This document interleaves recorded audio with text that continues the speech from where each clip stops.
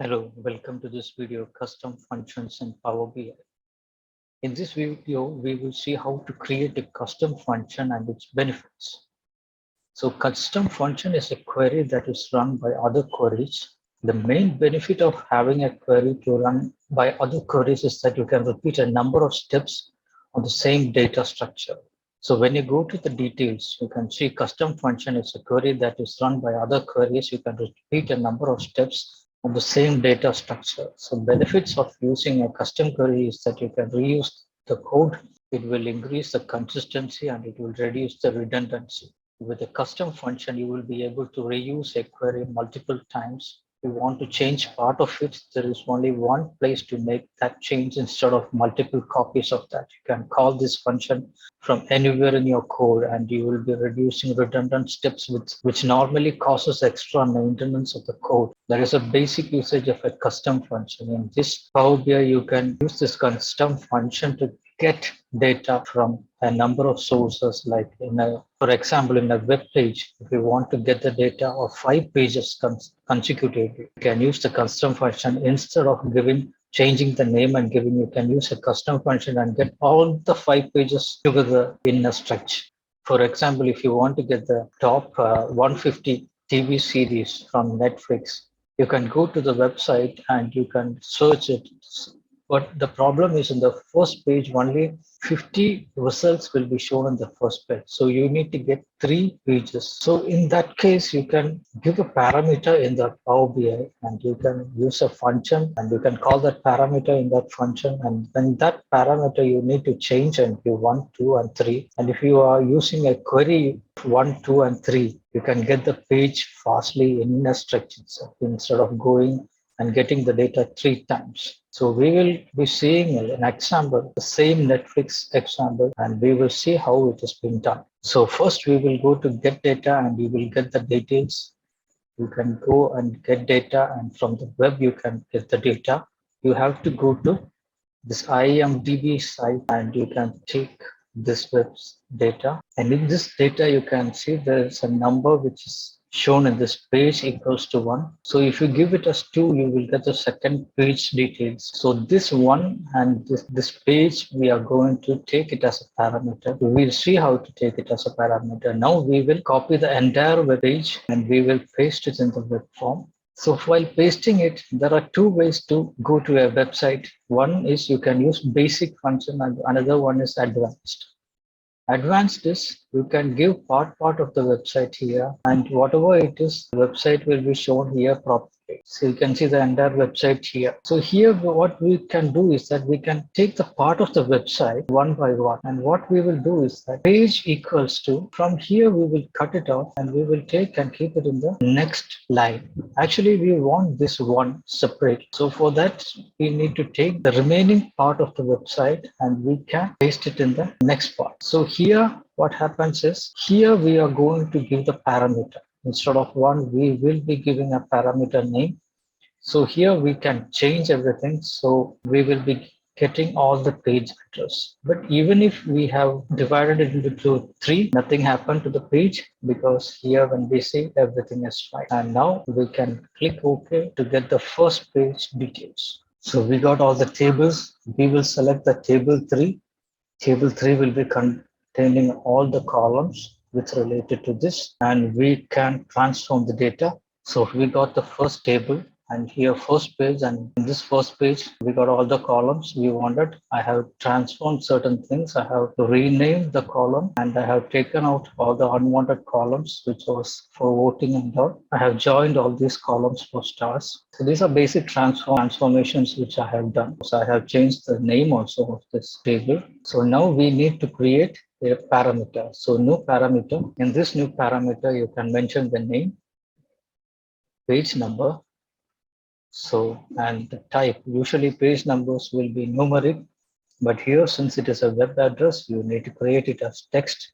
So you can give it as any value that is okay, and give the current value as 1 because the current value we are in the first page. So next thing what we need to do is that, okay, the page number parameter we have set and the current and the default of the current value which is 1. So we need to implement that parameter to this query. So for that, you can go to the source, this applied steps, you can go to the source and get the settings of the source. Here we have seen already, we have separated it into three parts.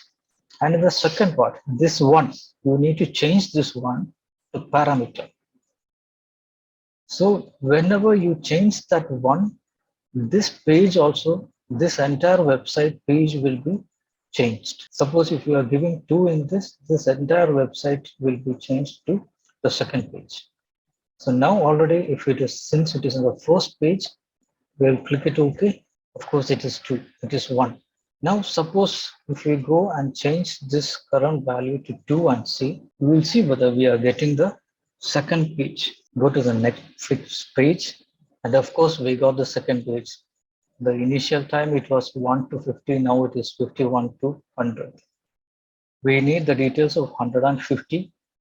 So if you give 3, you will get one more page. So instead of changing every time and getting all these things, there is an option where you can create a function and you can invoke that function. You can create a custom function. For that, you need to right click on this query and move to here, create function evaluate. And you can give a function name for that. You will give it as pages. You got the page. This is the function. And here, if you are giving the parameter as 1, you will get the first page. So invoked function, you got the function as first page. So you can change it as page 1. You can go to the function. You can invoke the second parameter 2, and you can click invoke. Of course, you got the second page. You can click here and change the page to page 2. So what is happening is that we are not going to get data and we are not going to the web page and we are getting. We are just changing the parameters and we are getting the page. So now we can go to the third page, give to 3 and just click invoke. You're going to get the third page. You got the third page 101 to 150. So if you want, you can append all these pages and you can create a new query with respect to all these pages. We will do that. You can go to append queries, add queries as new, and here first table, second table, page 1 and page 2 you can give. If you have more than one pages, you can give like that. Add the third page also. Okay. So we got all these 3 pages together in a single query. So we didn't go to the page. Only one time we went to the website and we got the page. All the other times we changed the parameter of the function and we got the page. Now if you disable if all load for all these pages, here we got the Netflix top 150. So you can take it and you can analyze it whatever in whichever way you want. Now since we had 3 pages, we went and did it 3 times. Suppose if you want to get 150 pages or something like that, how every time you need to create the pages, isn't it? So for that, what we can do is that we can create a blank query and we can create a list.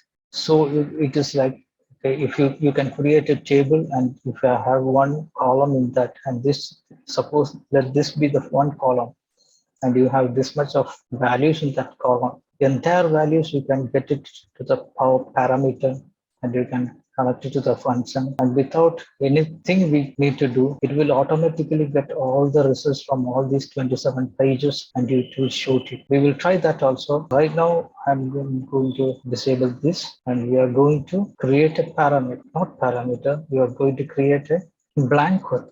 Of course, we need to get only 3 pages. So creating the blank query, we are going to give equals to 1 dot dot 3. So if you give this function, you will be getting a list 1, 2, 3. And this list we can convert into the table and you can go to this transform and to table. Just click on this to table and give the default values like that. That itself.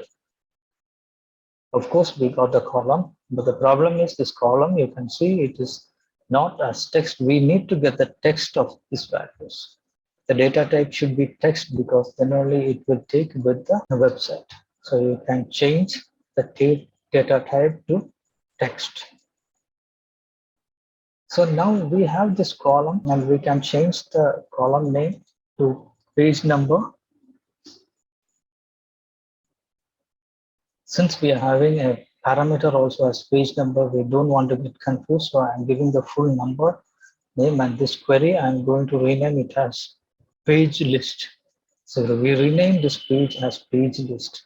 So now we are going to create all the 3 pages in this page list itself. So instead of creating one pages or invoking one time, we are going to invoke all the 3 pages continuously in this page list query. So no need to append or anything.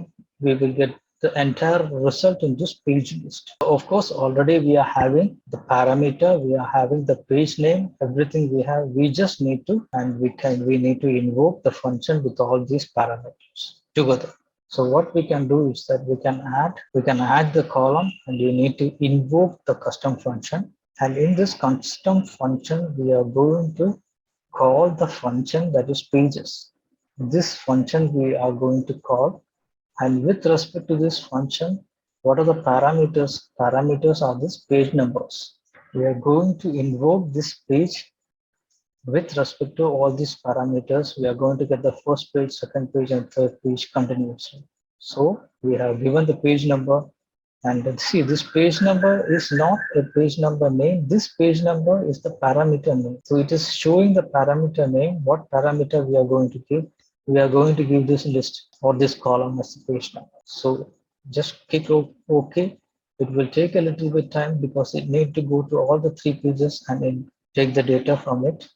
See, we got the data in a table format. Now there is no need. This is the first page, this is the second page, and this is the third page. All these pages we have got it in a table format. If you click here, we will be getting all the details down, you can see. So, but we don't need this number because we have already got all the pages. So we can remove this number, and of course, when we merge or when you merge 2 queries, of course, the same way you will be getting the result. So just click in the right side and you will get all the column names, whatever names we have used in that function, and you can just click OK.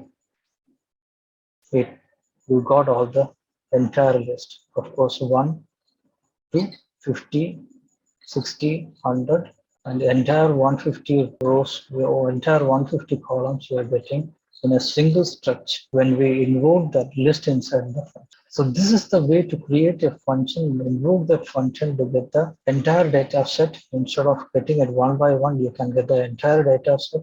Now we can close and apply and see how it is. So we got the page list table. You can create a visualization based on it. You can take a stacked column chart. You can take the pages related to parental, and you can get the page number also. The count, you can get the count of pages, and you will be getting these values. And of course, we can see it is regarding the parental. You can get TV MA, TV 14, it is below TV PG. Of course, this much of data is shown here, and you can get the labels, also data labels. It will be shown more clearly. Of course, if you count everything, it will be 150. You can get the count also. Just click on the card and you can get the page number. Of course, this page number, you need to set it as count. So when you set it as count, you have the 150 records. That is what we needed it. We got it. Hope this will be useful to you. If you have any doubts, you can comment it below. Thank you. Have a nice day.